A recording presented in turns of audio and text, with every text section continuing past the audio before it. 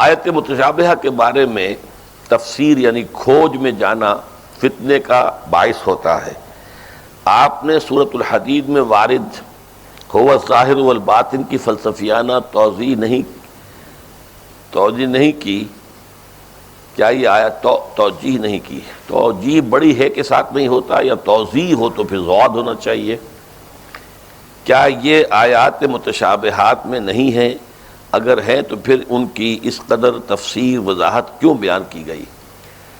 دیکھیے کہ قرآن مجید میں جب یہ الفاظ آئے ہیں تو ہمیں ان کی وضاحت تو کرنی ہے، لیکن یہ کہ اللہ الظاہر ہے، کیسے الظاہر ہے یہ ہم نہیں جانتے، الباطن ہے کیسے ہے ہم نہیں جانتے، الاول ہے کیسے ہم نہیں جانتے، بلکہ میں تو یہ کہتا ہوں کہ وہ سمیع ہے، سنتا ہے، کیسے سنتا ہے ہم نہیں جانتے، بصیر ہے، دیکھتا ہے، کیسے دیکھتا ہے ہم نہیں جانتے۔ جو اس میں جائیں گے، اب قرآن میں آئے یا کہیں آئے اللہ تعالیٰ کا نزول ہے، جا ربک والملک صفا صفا، قیامت کے دن اللہ اور فرشتے جو ہیں صف بر صف آ جائیں گے۔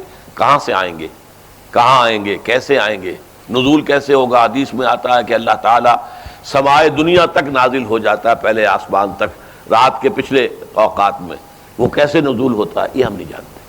تو اس میں متشابہ والی بات، لیکن ظاہر بات ہے کہ کل من عند ربنا آمنا بہ، ہر شے جو قرآن میں آئی ہے ہمارے رب کی طرف سے اور ہم اس پر ایمان رکھتے ہیں، تو اس کی کچھ وضاحت تھوڑی بہت وہ تو ہمیں کرنی ہوگی۔